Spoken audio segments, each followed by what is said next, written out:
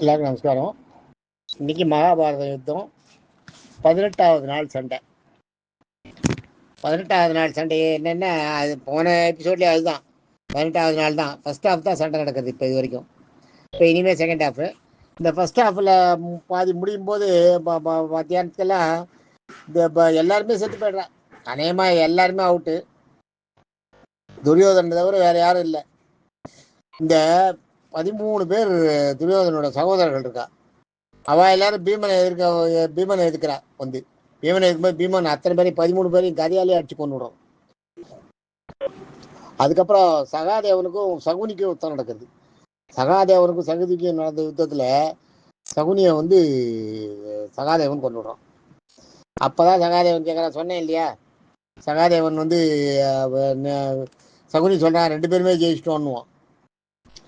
உடனே அப்போதான் சகாதேவன் என்ன சொல்கிறேன்னு கேட்பான். கேட்கும்போது தான் சொல்லுவான், நான் இவாளை பழிவாங்க தான் நான் இதுக்கு துரியோதனோட வம்சத்தையே அழிக்கணும் தான் நான் இல்லை பண்ணேன். எங்கள் அக்காவை கண்டு தெரியாதவளை அவளோட அஸ்தினாபுர சக்கரவர்த்தின்ற அந்த பவரை காமிச்சு கல்யாணம் பண்ணி வச்சா கண்டு தெரியாதவனுக்கு அப்படின்றது சொல்லுவான் சகுனி. அப்போ தான் சொல்லுவான், அது வரைக்கும் சொல்ல மாட்டான்.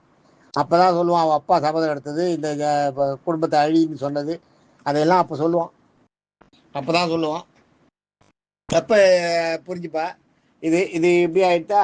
இதுக்கப்புறம் இந்த சண்டை நடந்த உடனே துரியோதனன் என்ன பண்ணுவான், துரியோதனன்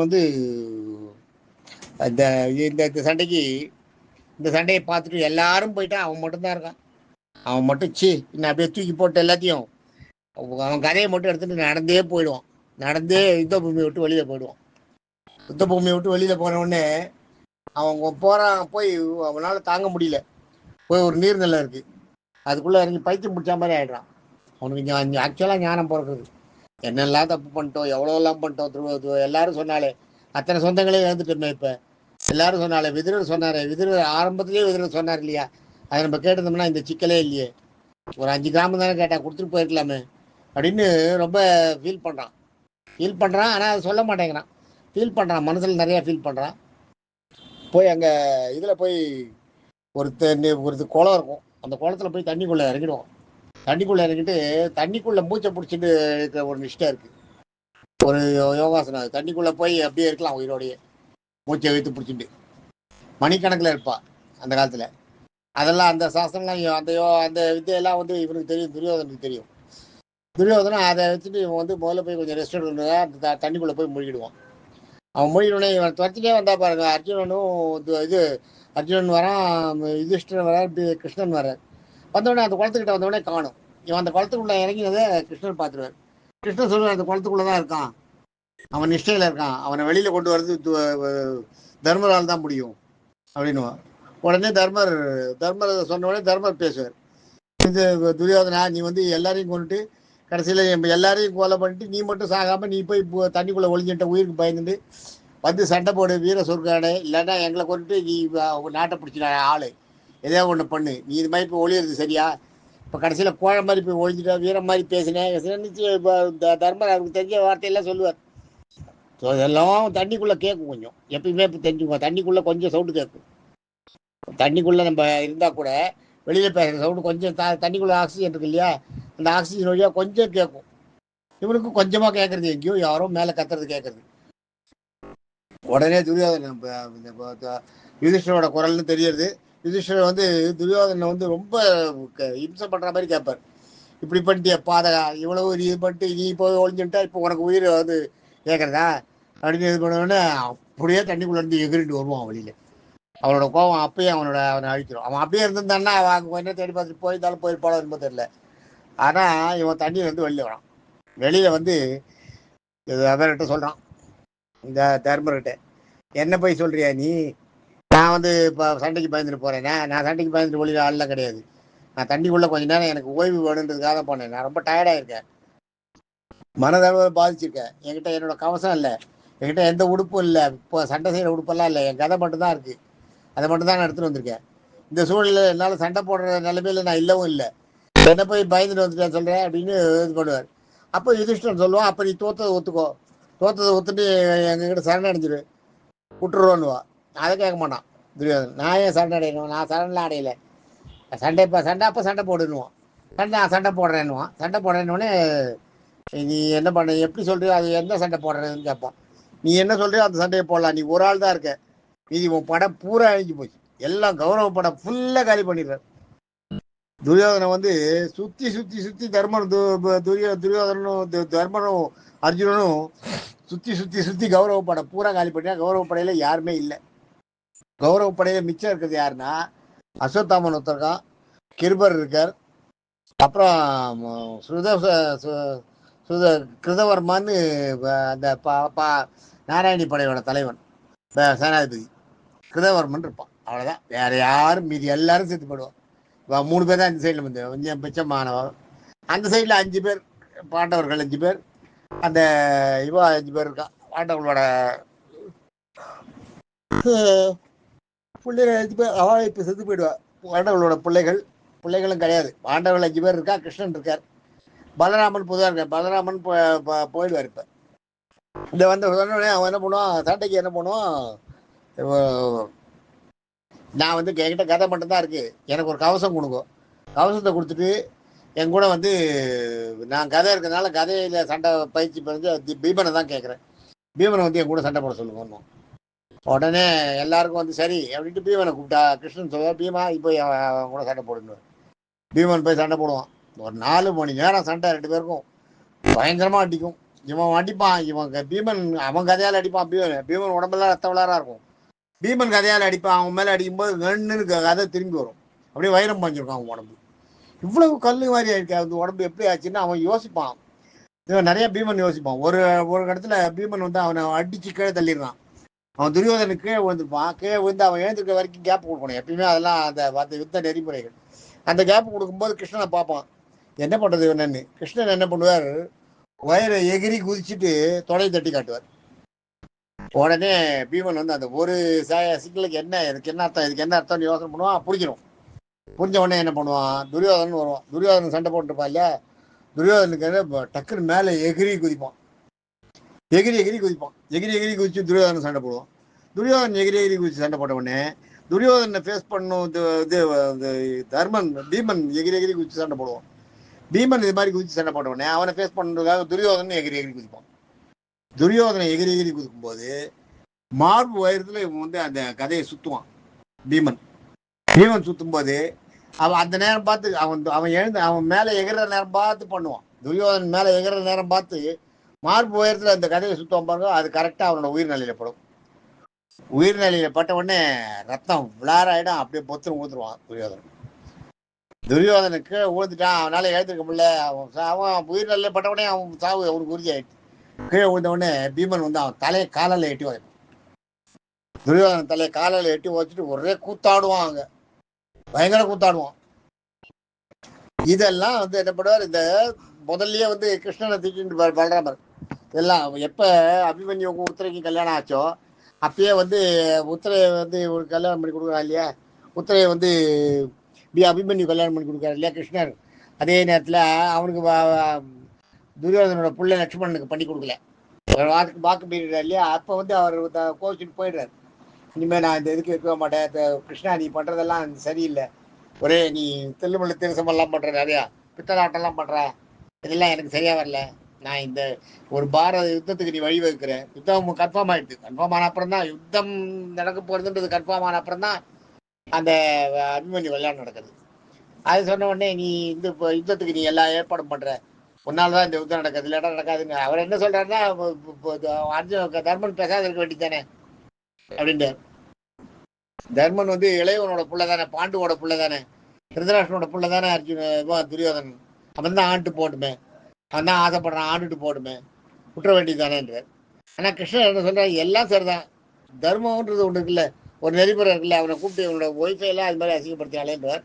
அதுல ஒருத்தருக்குள்ள வாக்கு அது மாதிரி நீ இப்படிதான் பண்ணிட்டு இருப்ப, நீ கிருஷ்ணா உன்னை ஒன்றும் பண்ண முடியாது, நான் எங்கேயாவது இந்த சண்டையே நான் என் கண்ணால பார்க்கல, நான் எங்கேயாவது போறேன், தீர்த்த யாத்திரை போயிடுவேன்.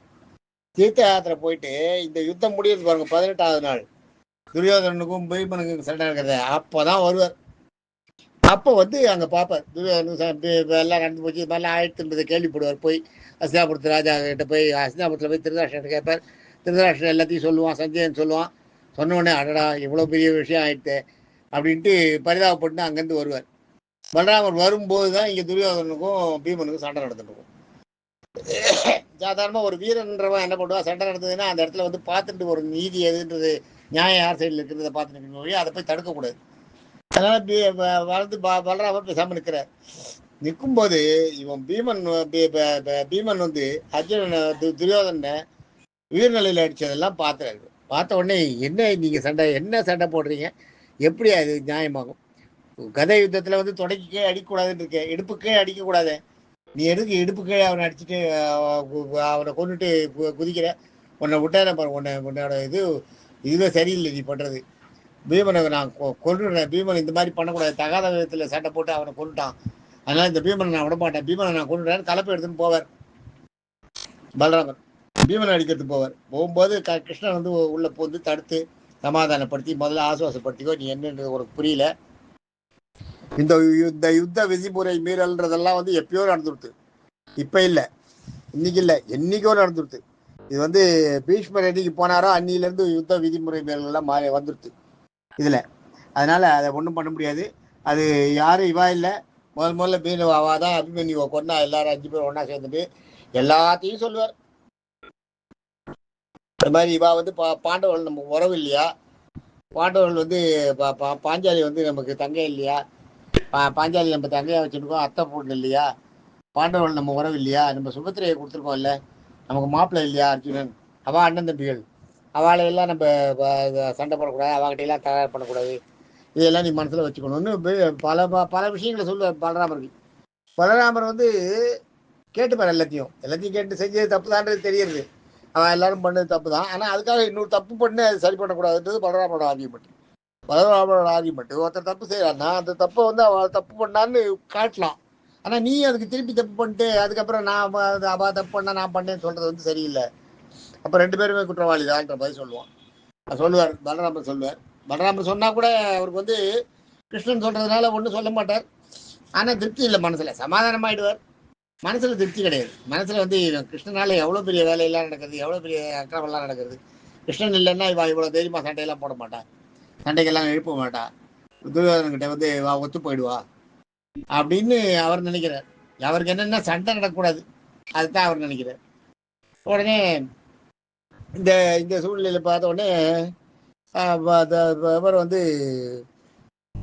பலராமன் வந்து கொஞ்சம் சாந்தமாயிடுறார். சாந்தமான அப்புறம் அங்கே ஒரு பெரிய ஒரு இதுவே நடக்கிறது, சுவாசமான மீட்டிங்கே நடக்கிறது. இதை வந்து பார்த்துருந்தா பார்த்தீங்களா கிருபரும் அஸ்வத்தாமனும். கிருபராலையும் அஸ்வத்தாமனாலையும் இதை பொறுக்கவே முடியாது. கிருதவர்மா 3 பேர், இவா 3 பேர் அவள் சைடில் ஜெயிச்சு அவள் சைடில் உயிரோடு இருந்தவா அவள் 3 பேர் தான். அந்த 3 பேர் இதை பார்ப்பா. அந்த 3 பேர் இந்த துரியோதனன் சாகிறத பார்த்த உடனே கிருபருக்கு அந்த துரியோதனன் சாகிறத வந்து அப்படியே கண்ணெதிரியே அப்படியே ஆடும், கண்ணெதிரி ஆடும். தன்னறியாத இது இவளை ஒழிச்சிடணுன்ற அந்த இந்த பாண்டவர்கள் வந்து இந்த மாதிரி பண்ணுறாளே அப்படின்னு ரொம்ப ஆத்திரமும் ஆவேசமும் வரும். ஆனாலும் ஒன்றும் பண்ண முடியல, யாருமே இல்லையே. துரியோதனன் இப்படி பண்ணான்னா கூட அதுக்காக அவனை வந்து யுத்த நிறைய மாறி அவனை தொடையில் அடித்து அவனை கொல்றதுன்றது பண்ண முடியல.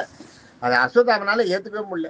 அஸ்வத்தாமனுக்கு வந்து துரியோதனன் பண்ணது நியாயமா இல்லையான்றதெல்லாம் இல்லை, துரியோதனனோட சாவு அஸ்வத்தாமனால ஏற்றுக்க முடியல. துரியோதனை வந்து ஒருத்தர் அடிச்சிட்டாளா, துரியோதனை என்னோட ஆத்ம நண்பன் இல்லை, அவனை போய் ஒருத்தர் அடிச்சிட்டாளு அப்படின்ட்டு அவனுக்கு பயங்கர ஆவேசம் ஆத்திரம். ஆனாலும் ஒன்றும் பண்ண முடியல. இவா தான் ஜெயிச்சுடுறா, துரியோதனும் செத்து போயிடுறான், வேற யாருமே இல்லை இவா கூட சண்டை போடுறதுக்கு. கிருபரும் அஸ்வத்தாமனும் இவாளை கொல்ற, இவா கூட அங்கே வந்து சண்டை போடுறதுக்கு தயாராக இல்லை. அவள் இதை பார்த்துட்டு இருக்காளே வழி அவள் சண்டை போடுறதுக்கு தயாராக இல்லை. ஆனால் மனசுக்குள்ளே வந்து ஆத்திரமும் ஆவேசமும் இருக்குது. இவா 3 பேர் இப்படி இருக்கா. இந்த பக்கத்தில் இவ ஜெயிச்சிடுறார். கிருஷ்ணன் சொல்லிடுறார் பாண்டவர்கள் தான் ஜெயிச்சுட்டா அப்படின்னு டிக்ளேர் பண்ணிடுறார். கிருஷ்ணன் வந்து பாஞ்சசனத்தை எடுத்து ஊதுறார், வெற்றி வாங்க சொல்றதுன்னு ஊதுறார். ஊதின உடனே அந்த அந்த இந்த சேனை இருந்தது இதில் பாண்டவர் சைடில், அந்த சேனையெல்லாம் ரொம்ப கூத்தாடும். அந்த சேனையெல்லாம் ஒரு கழிப்பு, அதெல்லாம் ஒரு அளவே இல்லாத ஒரு கழிப்பு கழிக்கும். அதாவது மனுஷா வந்து அசிங்கப்படுற அளவுக்கு ஒரு நடனமும் ஆட்டமும் பாட்டமும் சந்தோஷமும் குடியும் அந்த மாதிரி போகும்.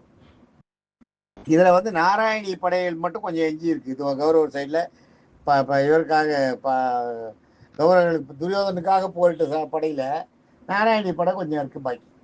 அந்த நாராயண படையை கிருதவர்மா நீ போய் நீங்கள் இப்போ நின்றுடுக்கோ, இனிமேல் சண்டை இல்லை, துரியோதனை செத்து போயிட்டான், இனிமேல் சண்டை இல்லைன்னு அவள் கூட அனுப்பிச்சி வச்சிருக்காரு.